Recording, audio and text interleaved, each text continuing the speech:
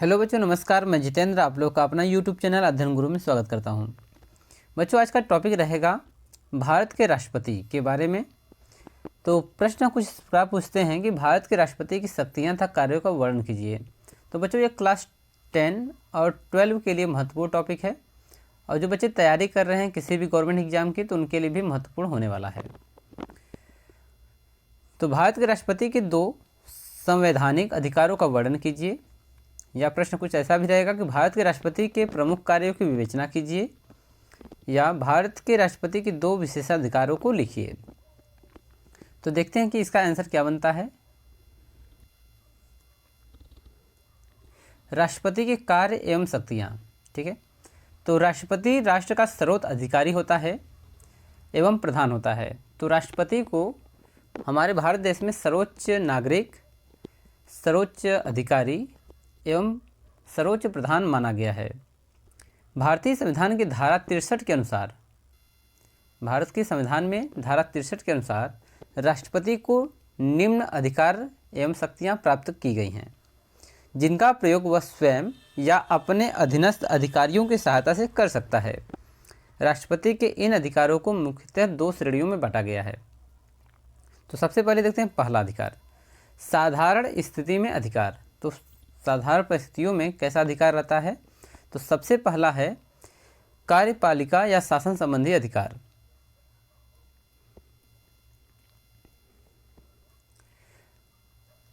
राष्ट्रपति कार्यपालिका का प्रधान होता है, अतः उसे कार्यपालिका संबंधी निम्नलिखित अधिकार प्राप्त हैं।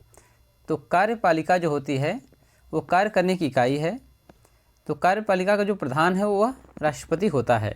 तो इसके अंतर्गत जो है क्या क्या कार्य हैं? नंबर 1, केंद्रीय शासन के सभी कार्य राष्ट्रपति के नाम से किए जाते हैं।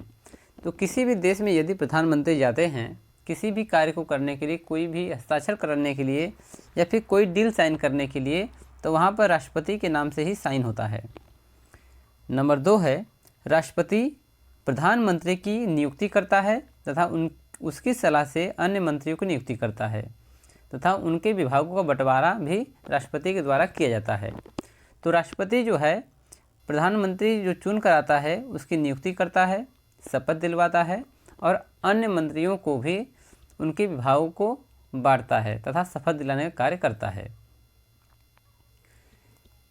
चलिए आगे, तीसरा कार्य है राष्ट्रपति सर्वोच्च न्यायालय के न्यायाधीश, उच्च न्यायालयों के न्यायाधीश, राज्यपाल तथा संघ लोक सेवा आयोग के अध्यक्ष के साथ अटॉर्नी जनरल, नियंत्रक एवं महालेखा परीक्षक, केंद्रीय क्षेत्रों का शासन प्रबंध चलाने के लिए चीफ कमिश्नर, उपराज्यपाल आदि को भी नियुक्त करता है। तो राष्ट्रपति जो है सबसे पहले न्यायाधीश सुप्रीम कोर्ट के, हाई कोर्ट के भी न्यायाधीशों को नियुक्त करता है, राज्यपाल को तथा संघ लोक सेवा आयोग के अध्यक्ष के साथ अटॉर्नी जनरल, नियंत्रक तथा महालेखा परीक्षक और केंद्रीय क्षेत्रों का शासन प्रबंध चलाने वाले चीफ कमिश्नर और उपराज्यपाल, इन लोगों की नियुक्ति करता है राष्ट्रपति।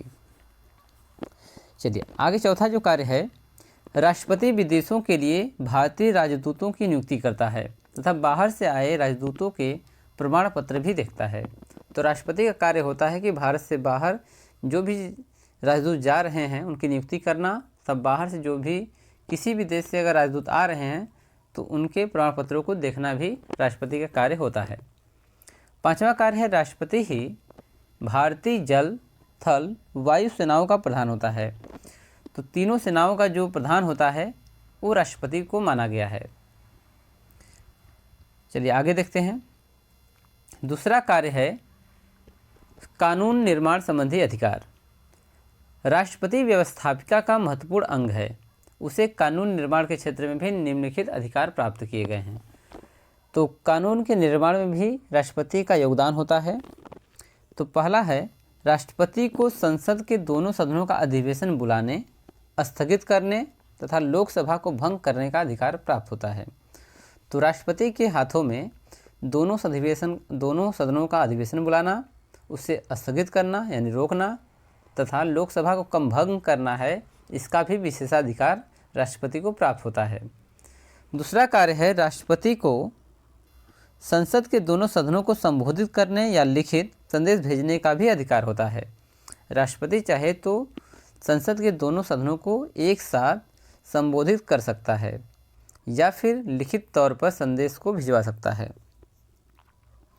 तीसरा कार्य है कानून संबंधी निर्माण में संसद द्वारा पारित की गई कोई भी विधेयक राष्ट्रपति के हस्ताक्षर हुए बिना कानून नहीं बन सकता है।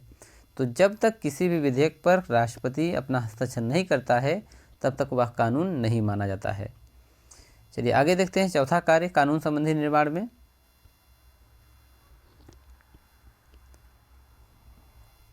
संसद का अधिवेशन न चलने की स्थिति में राष्ट्रपति को अध्यादेश जारी करने का अधिकार प्राप्त होता है। नेक्स्ट कार्य है पांचवा, राष्ट्रपति को राज्यपाल के 12 सदस्यों को मनोनीत करने का विशेषाधिकार प्राप्त है।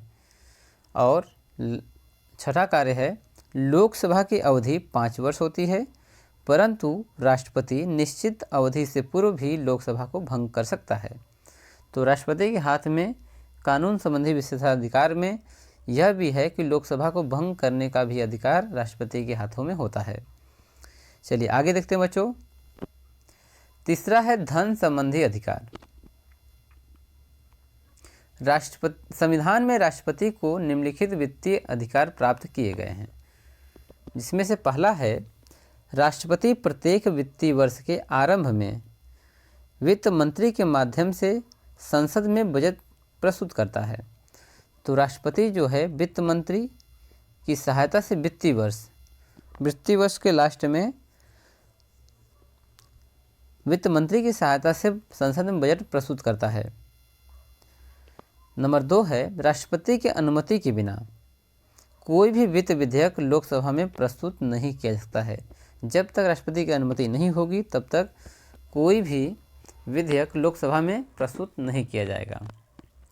नंबर 3 है राष्ट्रपति वित्त आयोग की नियुक्ति करता है जो आर्थिक स्थिति के संबंध में परामर्श देता है। तो राष्ट्रपति ही वित्त आयोग की नियुक्ति करता है जिससे कि आर्थिक स्थिति के संबंध में परामर्श लिया जा सके।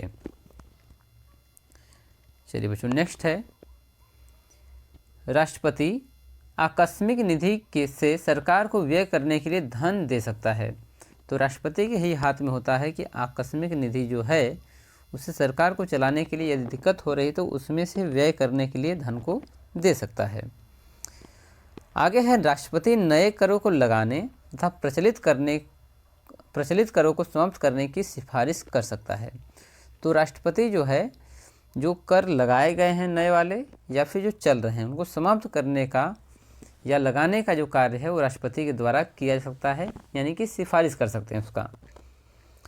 चलिए चौथा कार्य है न्याय संबंधी अधिकार।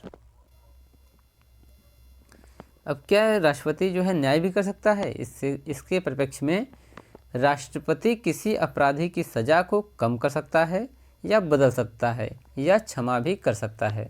तो राष्ट्रपति के हाथों में है कि वह न्याय से संबंधित किसी भी अपराधी की सज़ा को कम करना, बदलना या क्षमा करने का क्षमा भी कर सकता है। राष्ट्रपति को मृत्यु दंड भी क्षमा करने का अधिकार है।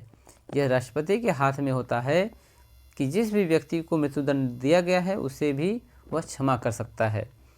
राष्ट्रपति के इस अधिकार में केवल इतनी ही सीमितता है कि ये दंड अपराधी को सैनिक न्यायालय द्वारा न दिया गया हो। यदि सैनिक न्यायालय के द्वारा मृत्युदंड दिया गया है तो राष्ट्रपति उसे बदल नहीं सकता है, परंतु अन्य किसी भी केस में राष्ट्रपति किसी भी अपराधी की सज़ा को कम कर सकता है या क्षमा कर सकता है या मृत्युदंड भी रुकवा सकता है। राष्ट्रपति की स्वीकृति से उच्चतम न्यायालय की बैठक दिल्ली के अतिरिक्त अन्यत्र भी की जा सकती है। राष्ट्रपति अगर चाहे तो उच्चतम न्यायालय की जो बैठक है वो दिल्ली के अलावा कहीं और प्रदेश में किसी अन्य जगहों पर भी करा सकता है, परंतु इसमें जो है राष्ट्रपति की अनुमति होना बहुत ज़रूरी है। चलिए नेक्स्ट है दूसरा, यानी पहला था सामान्य अधिकार, दूसरा है संकटकालीन अधिकार।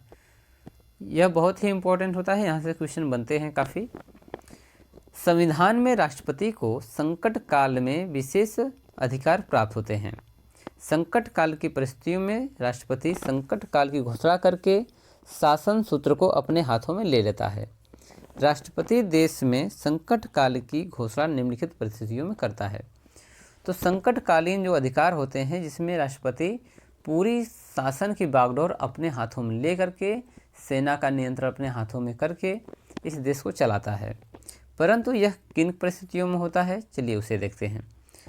तो सबसे पहले राष्ट्रपति जो है अपने अधिकारों को इस लेता है तो इसके कारण हैं, जैसे युद्ध। यदि युद्ध की परिस्थिति में कोई भयावह स्थिति पैदा हो गई है तो उस कंडीशन में राष्ट्रपति शासन की बागडोर अपने हाथों में ले सकता है। दूसरा है बाहरी आक्रमण। तो बाहरी आक्रमण युद्ध भी आता है। सशस्त्र विद्रोह, यदि भारतीय सरकार में या फिर कोई सैनिक जो है विद्रोह कर दें तो उस कंडीशन में भी संकटकालीन अधिकार ये भी में आता है, जिसमें कि राष्ट्रपति अपनी पूरी शक्तियों का उपयोग कर सकता है। इसकी संभावना से संकट उत्पन्न हो जाने पर राष्ट्रपति जो है इस परिस्थिति में संकट काल की घोषणा कर सकता है। चलिए, नंबर 2 है राज्यों में संवैधानिक शासन के विफल हो जाने के कारण संकट उत्पन्न हो जाने पर। तो किसी भी राज्य में यदि संवैधानिक शासन विफल हो जा रहा है तो वहाँ पर राष्ट्रपति शासन लगाया जा सकता है, परंतु 6 महीने के अंदर चुनाव कराने का भी आदेश पारित हो जाता है।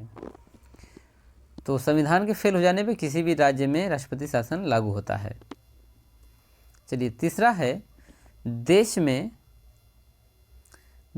वित्तीय संकट की स्थिति उत्पन्न हो जाने पर राष्ट्रपति शासन तब भी लगाया जा सकता है जब देश में वित्तीय संकट उत्पन्न हो गया हो, यानी अर्थव्यवस्था चरमरा गई हो, पूर्णतः विफल हो जाए, उस कंडीशन में राष्ट्रपति शासन लगाया जा सकता है। तो बच्चों, मैं आशा करता हूँ कि आपको राष्ट्रपति के कार्य व उनकी शक्तियों के बारे में, उनके विशेषाधिकारों के बारे में आपको जानकारी प्राप्त हो गई। धन्यवाद।